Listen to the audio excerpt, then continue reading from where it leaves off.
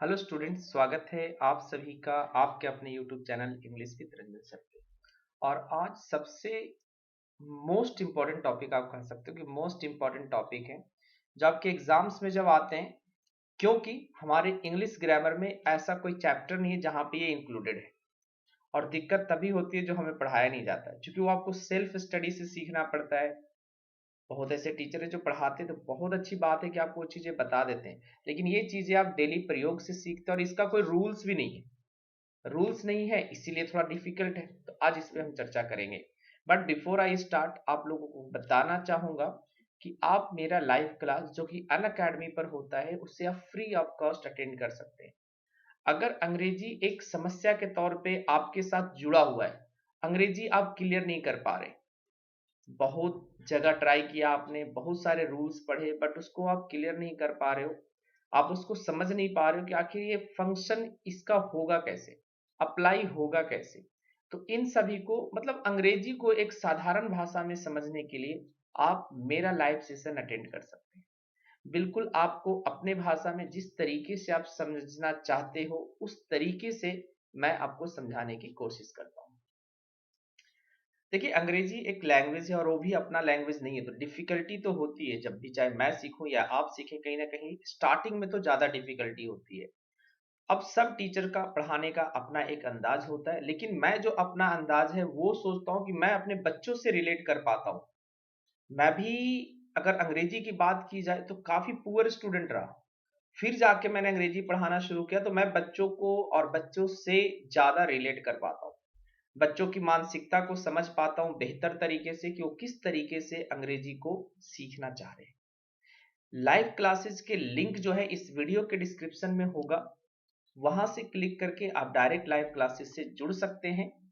इस कोड का यूज जरूर करिएगा जब भी आप पहली बार जुड़ेंगे अन अकेडमी पे, तो क्लास को या कोर्स को अनलॉक करने के लिए जो फ्री कोर्सेज हैं उसके लिए इस कोड का यूज आप जरूर करिएगा।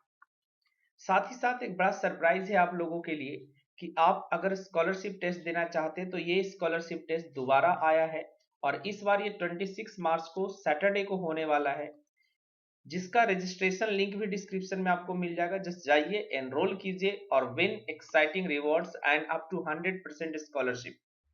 ये तीन एक कैटेगरी में होगा, बैंक, एसएससी और रेलवे में। तो आप जाइए, अगर आप रेलवे की भी तैयारी कर रहे हैं तो भी आप जा सकते हैं, और किसी भी तरह का दिक्कत हो तो मेरा नीचे नंबर स्क्रॉल कर रहा है, अदरवाइज मैं यहाँ पर लिख भी दे रहा हूँ, आप इस पे कांटेक्ट करके हमसे पूछ सकते हैं।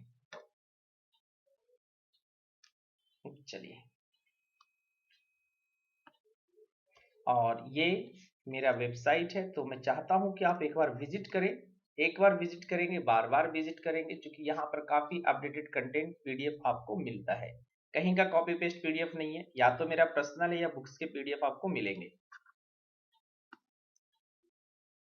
चलिए, जब हम कैलोकेशन की बात करते हैं तो इसका एक डेफिनेशन है कि कैलोकेशन वो शब्द होते हैं या उस शब्दों का एक समूह होता है जो आपस में यूज होते हैं, मतलब एक टुगेदर जाते हैं, वो एक साथ जाते हैं, और इसके पीछे का ना तो कोई लॉजिक है ना कुछ।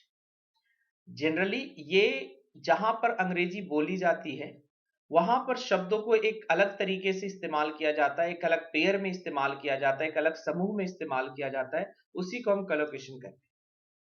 और ये आपके हर लगभग एग्जाम में पूछे जाते हैं, इससे एरर दिए जाते हैं, फिल इन द ब्लैंक्स दिए जाते हैं। तो सबसे पहला है हमारा टेक एन एग्जामिनेशन।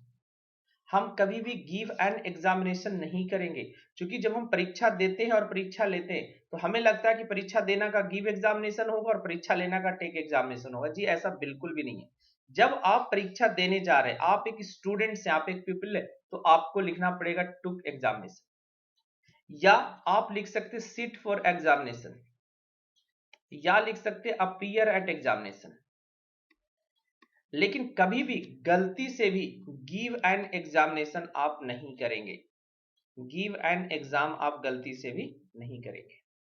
नेक्स्ट है द टीचर गिव्स और सेट्स द एग्जामिनेशन। अगर हम टीचर की बात करें तो टीचर आपको देते हैं, वो कह सकते हैं कि मैं आपको एग्जामिनेशन दे रहा हूं या एग्जामिनेशन को सेट कर रहा हूं। The teacher takes sorry the student takes the examination और sits for the examination.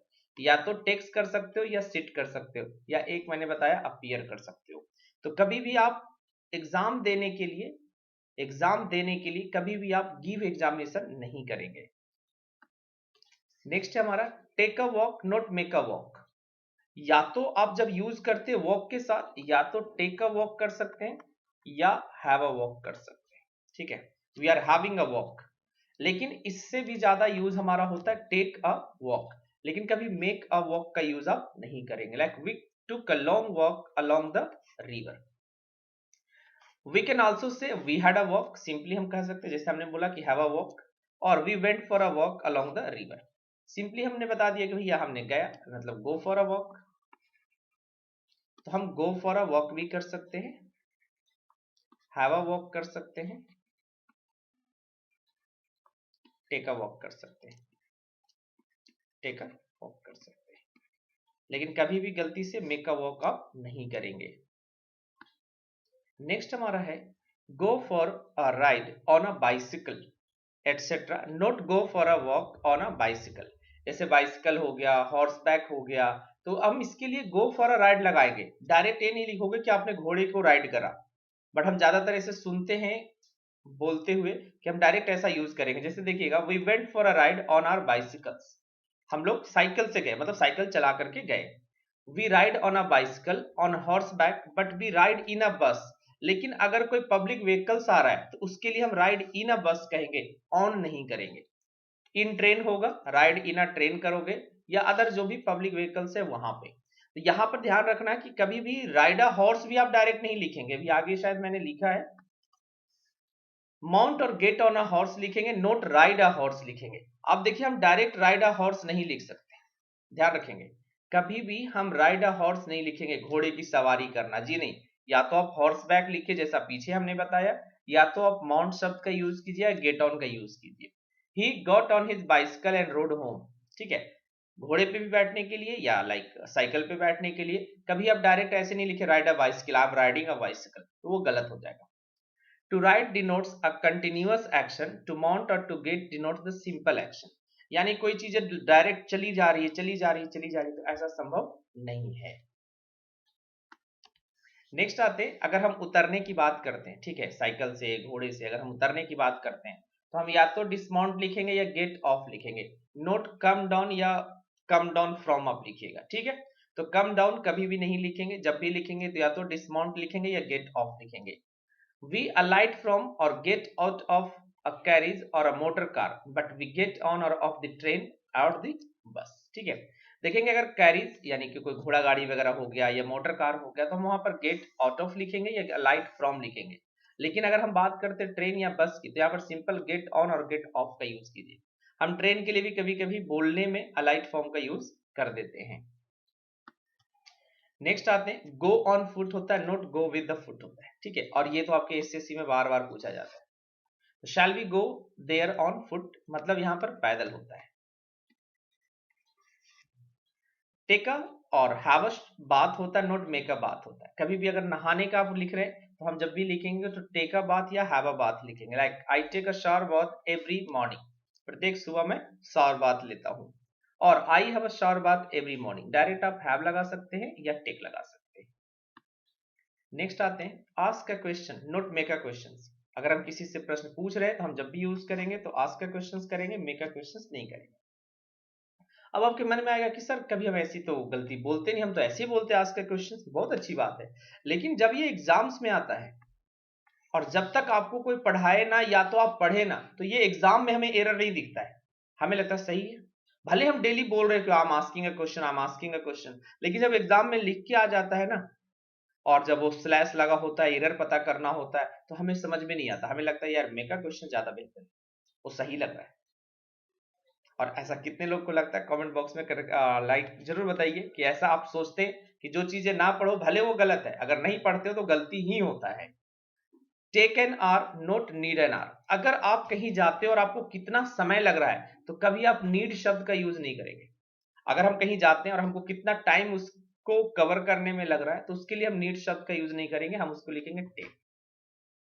Like it will take me an hour to do this या डू दैट, कि इस काम को करने में या उस काम को करने में मुझे 1 घंटे लगेंगे। तो यहां हम नहीं लिख सकते कि I it will need me, it will need me an hour, ऐसा नहीं लिख सकते। जब भी लिखेंगे तो टेक लिखेंगे।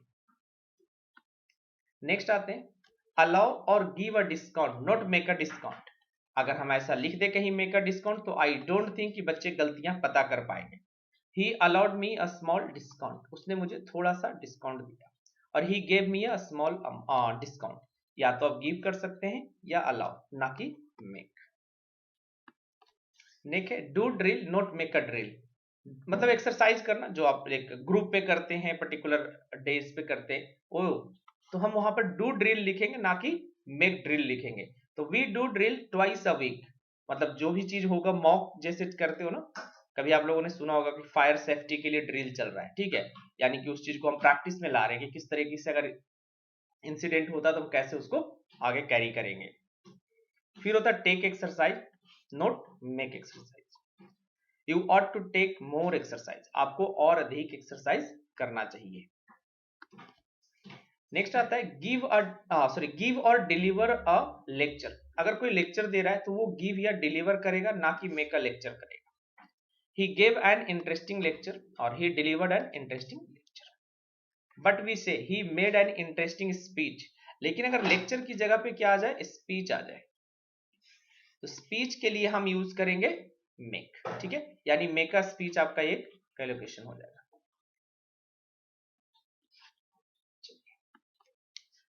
एक है हमारा से वंस प्रेयर्स नॉट मेक और डू वंस प्रेयर्स, हम कभी भी प्रेयर्स के साथ मेक या डू शब्द का यूज नहीं करेंगे, जब भी करेंगे तो हम से करेंगे। Like I say my prayers before I go to bed, bed पे जाने के पहले मैं प्रेयर करता हूँ।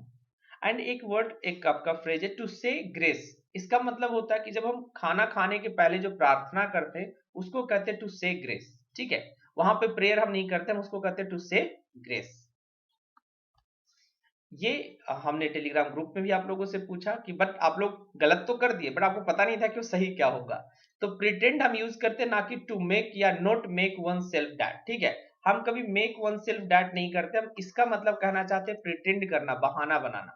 Like he makes himself that he knows, मतलब उसने ऐसा खुद को बनाया कि उसको पता है। तो इसका मतलब ये नहीं होगा, बल्कि हमें लिखना पड़ेगा ही प्रिटेंड्स टू नो, मतलब वो ऐसा प्रिटेंड्स कर रहा, बहाना कर रहा कि उसको पता है, भले उसको पता ना हो। नेक्स्ट आते हैं, have a dream not see a dream, ये भी आपके एसएससी एग्जाम में पूछे जाते हैं। I saw a strange dream last night, ये गलत हो जाएगा, हम ड्रीम को सी नहीं करते, देखते नहीं, क्योंकि वो कोई टेंजिबल चीज नहीं है, वो कोई ऑब्जेक्ट नहीं है जिसको आप देखते हो, आप उसको फील करते हो, आप उसको लाइक एहसास करते हो उस चीज का। तो I had a strange dream last night, या ड्रीम को हम वर्ब के जैसा भी यूज कर सकते हैं और अगेन यहाँ पर ड्रीम भी लगा सकते हैं। Like I dreamed a strange dream last night, यानी दोनों तरीके से आप इसका इस्तेमाल कर सकते हो, वर्ब के जैसा भी और नाउन के जैसा भी। मेक और कमिट अ मिस्टेक, अगर आप कोई गलतियां करते हैं या कमिट एन एरर, तो मेक के साथ ज्यादा यूज होता है मिस्टेक, कभी हम डू अ मिस्टेक नहीं करते, और ये भी आपका एसएससी में पूछा जाता है।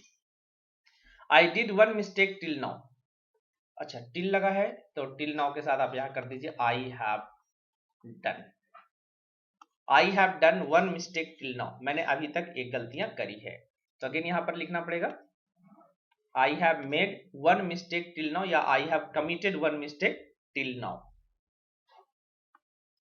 चलिए ये भी आपका आता है। टेल और स्पीक द ट्रूथ होता है, जनरली हम पढ़ लेते हैं कि टेल अ लाई होता है और स्पीक द ट्रूथ होता है, लेकिन ट्रूथ के साथ आप स्पीक भी लगा सकते हो, टेल भी लगा सकते हो, लेकिन कभी से का यूज आप नहीं कर सकते। This man always tells the truth, हमेशा ये सच बोलता है, या this man always speaks the truth, हम कर सकते टू टेल अ लाई। अब इसके साथ से नहीं लगा सकते, या इसके साथ स्पीक नहीं कर सकते, लाई के साथ ना तो आप से कर सकते हो ना स्पीक कर सकते हो, सिर्फ आप टू टेल का यूज करेंगे, ही टोल्ड मी अ लाई। तो आई होप ये कैलकुलेशन आप सभी को शायद पहले से भी आता होगा, अगर पहले से आता है तब तो बहुत अच्छी बात है। इनकेस अगर आपको नहीं आता है तो ये क्लास आपके लिए काफी बेनिफिशियल है, वीडियो काफी बेनिफिशियल है। जो लिखा है उसमें सबसे एक है शेयर करना, तो ज्यादा से ज्यादा सर्कुलेट करिए, शेयर करिए अपने ग्रुप में, अपने टेलीग्राम पे, अपने व्हाट्सएप पे, जहां भी आप कर सकते हैं। तो जो भी आज वीडियो में रिकॉर्ड कर रहा हूं, तो इस तरह के वीडियोस को आप ज्यादा से ज्यादा शेयर करिए, ज्यादा से ज्यादा लोगों तक पहुंचाइए। बाकी जो काम करना है आप करिए, शेयर जरूर करिए। चलिए मिलेंगे हम एक नए वीडियो में, तब तक जाते जाते जय हिंद, जय भारत।